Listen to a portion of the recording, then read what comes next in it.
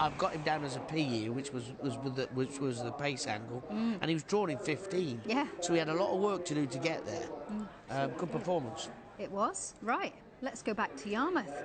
We've got a Class 6 handicap over 7 furlongs. There is horse number 3. That's Streaky Bay for Jane CHAPPLE-HYAM and Raoul de Silva. That's a reasonably big price, I think. We'll get Jason's thoughts on this. I'm having a look. Streaky Bay 40 to 1, yeah, big price. But your 7 to 2 favourite is the Cola Brazil. Let's go back to Jason for his thoughts. Thank you, Alex. Thank you, Seb. But I have to say, the horse that was in shot momentarily, I went round and round this contest this morning, and not only did it come out with the open look, but I had a big question mark down with Streaky Bay. Check how fit for return, ran really well in a novice here on racecourse debut with a bit of dig in the ground. And yes, I'm clutching, I'm going back a long time, but Streaky Bay is £13 below her opening mark, and I've also got her down as running pretty well off 68 at Wolverhampton. Look, I know it is a bit of a wild stab in the dark, but as I said, I go back to that debut effort, and all right, she's gone backwards, but Robert Tart was on board. She was beaten 4 1/4. 6 furlongs, good to soft ground behind Heat at the moment, and she's probably handicapped accordingly on that one really good run, and then has not really gone on from there. Let's start at the top end of the market though. The Cola Brazil, who it's only his second try for the Spiller team. I think our jockey is looking for his first victory, the rider, and I will say he did go with a bit of dig in the ground back at Cork when he was trained in Ireland. And if you were able to go on to the At the Races website, check out his last run behind Shorts On. I think it was a good effort. He was never any closer than right on top of the line, sort of staying on in the closing stages. But you are looking at a horse, the Cola Brazil, who's had, what, 16 tries, has managed to win a couple. You've got to go back a little way for a win at Fairy House, and also at Dundalk, so managed to win on the old synthetic at Fundalk as well. There's our rider on board, looking for his first victory as well, but certainly getting a good opportunity for the Spiller team. Am I completely mad? But Streaky Bay, huge each way price in what I think is a very, very open race. I can tell you as well, team, a lot of people on track relying on Christine Dunnett to have a winner, so they're hoping that she can keep her level stakes profit up. Yeah, she's just some trainers. I mean, she trains reasonably locally, doesn't she? And Yeah. I think you know, some trainers you follow, and they do well at particular tracks. I had a day there, and Christine Dunnett had 2 winners already, and I was riding for her in the last, and it was my best ride. And I just thought, when has Christine Dunnett ever had 3 winners? And I was thinking, I've got no chance. It went and won. I think it was Dan Zoe or something. Oh yeah. Yeah, I mean, he was still running at 12, maybe 13. Yeah.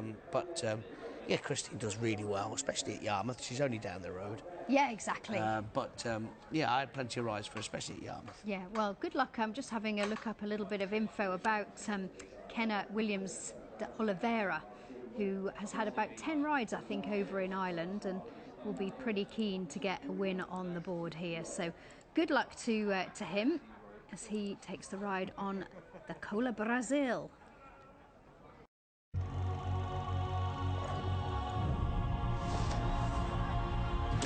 Some sports demand acceleration, stamina, speed. Flat racing demands it all, and this is William Hill Racing. Get extra places, epic boost, our best odds guaranteed, and much more. It's epic value all season long, online and in shop now. It's who you play with, William Hill. Yeah, interestingly enough, the rider finished second on this horse over in Dundalk back in November, was only beaten, well, actually he was third, I think. He was beaten ahead. So he obviously knows the horse pretty well. Oh no, actually he was second. That was in January. I'll get my facts right in a moment. He was second on this horse in January, beaten ahead. So where the horse has gone, he has followed. So horse now with Henry Spiller. And he's gone and got the ride back on this horse again. So the rain will have suited him, the Cola Brazil. And JC obviously knows this. Actually, before I go to you, Jason, do you have a selection? Ariel is one of my tips. Yes. Enjoyed cutting the ground in Ireland. It's got to reproduce it at Yarmouth. Okay, number 4 is a 6-1 shot if you like that. I don't know how many more are left to come forward. 1 or 2. So let's go back to Jason. And Jason, we wish young Kenna Williams de Oliveira the best of luck on searching for his first win on the Cola Brazil, but it appears he knows the horse pretty well. Yeah, that is absolutely key, isn't it? And also Adam Tracy later on, our final race, he's also looking for his first victory on the board. Ariel for Seb, well, good luck. And Jack Jones as well. Up the Manor ran a stormer for Jack. He finished 4th at Ascot behind Big Evs in the Windsor Castle, and says that he's bounced out of it really well. And hopefully, all guns blazing, could go to a little listed race at Windsor. Here we go. And off. Racing over the straight, 7 furlongs for the Quinbet, second to the favourite handicap, right towards that far side, beloved of all, in the red headgear, now moving more towards the centre of the course, as leading early is the winner here last time, Shorts On, and right down the near side, yellow headgear, Brazen Arrow is just about in front. So Brazen Arrow goes on from Shorts On, near side Lord Cherry, light green red cap, the grey is More Than a Grey, and the light blue dark blue cap of Apex down this near side. Down the far side, Shorts On gives them a lead with the red headgear of Beloved of All, the blue and white of Streaky Bay, the yellow and black stripes of the Cola Brazil is alongside the noseband of Sovereignty, and the green and white of Ariel as well, as they make their way towards the final 3.5 furlongs. So down this near side, Brazen Arrow, Kieran O'Neill, still Shorts On, handily ridden down the centre of the track. Far side, the Cola Brazil coming into it as well. Ariel trying to pick up with Streaky Bay in behind them. More towards the near side, Lord Cherry also trying to come into it. The grey, More Than a Grey, is trying to get on the inside of Brazen Arrow, and has done so now as they make their way inside the 2. The Cola Brazil, far side, Streaky Bay, Lord Cherry, and down this stand side, More Than a Grey trying to pick up, then Shorts On. Ariel as Brazen Arrow fatally tames away, heading to the final furlong. Streaky Bay and the Cola Brazil then, with Lord Cherry in 3rd position. Then in behind them, Ariel trying to pick up then More Than a Grey. It's Streaky Bay just about in front from the Cola Brazil, who's trying to get past on the far side. Streaky Bay down the near side, still in front from the Cola Brazil, and Streaky Bay causes an upset under Raul de Silva, beats the Cola Brazil in second, clear of Lord Cherry, Ariel and More Than a Grey. And Streaky Bay comes through off the back of a good absence of 390 days for the Jane CHAPPLE-HYAM Raul de Silva combination, and getting the better of the Cola Brazil, who's ran a stormer underneath the young pilot who was looking for his first victory. Don't think that either of the jockeys have done anything wrong whatsoever. They probably, the stewards may well look at it, can't quite see from this angle, but the head-on will be a bit clearer as to whether there was a good bumping and barging match between the front 2. You'll watch them get close, both jockeys with their whip in their right hands. Just there was a nudge momentarily. If anything, it seemed to spur on the Cola Brazil over the far side, but Streaky Bay just nudges past in the end. Nice to see Raul de Silva with another winner team. And hang on a minute, Jason. Jason Weaver tips up a 40-1 winner. Sensational tipping, Jace. Thank you very much. Let's look at the head-on, though, and see if there was anything to be concerned about here, Seb. I'm just looking now. I didn't think anything at the time. They've got close, Alex. No. They've just got close. You know, they haven't bumped each other. I don't think the stewards will even look at it. Don't you? No. Well, no. anyway, look at that. He's really galvanising this Streaky Bay. What a training performance by Jane CHAPPLE-HYAM. Horse doesn't run for 390 days. Yeah, I mean, you know, it was a winnable race if you could get the horse off the right mark and fit enough. But yeah, great performance. You can certainly get them fit enough, that is for sure. And the 40-1, yeah, I mean, it sounds very, very generous, but on paper, that's what price it should have been. Yeah. You know, I mean, you know, we don't know how well they're going at home, but obviously Jane CHAPPLE-HYAM's team didn't think it was going that well in the morning. Wow. But astonishing performance. Yeah, well, I'll tell you what, let's go back to Jason live, because Raul de Silva grinning from ear to ear, Jace. When he rode his first winner back at Brighton, he was punching the air, and he's one happy man. Yeah, I'm pretty sure. Were we working, Alex, when he managed to get that win on the board for Roger Varian, wasn't it? I'm pretty sure. And that's super for him to get the second one. He's been grafting. He's been trying really, really hard.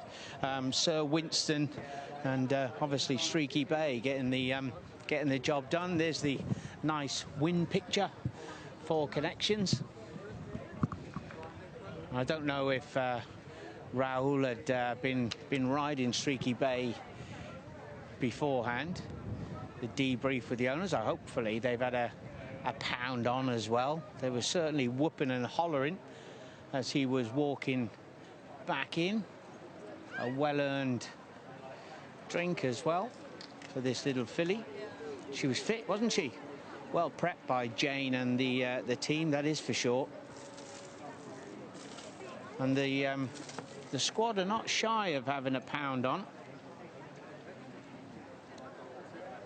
So there is a chance they've helped themselves, and she's taking it really well. Raul, here he is. Well, I was working when you managed to get the return win on the board. So Winston, wasn't it, at Brighton, and another one here. Well done. Yeah. Look, it's a very special day for me today, because the first time I put these colors and I rode the winner, because this owner, he gave me the huge help. He been support me and my family for a long, long time, and he still trusts me and he believe me.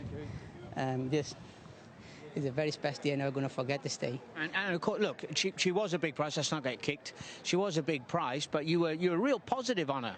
Look, she's the filly. She didn't go well in the morning. I sit in her 2 days ago. She gave me very good feel. And she ran here last year, and the same ground, she finished 4th. And I tell the boss, I think she goes surprise everyone today, and she did. Yeah, and obviously that debut effort was with a bit of dig in the ground, so the rain has come in time for her. Yeah. And your second one on the board. It's great to see you back. Thank you so much, sir. Thank you for everything you've been done for me for a long time. Well done, Raul. Thank you, sir. The question we want to know is did Jason help himself? Bound to have 40 to 1.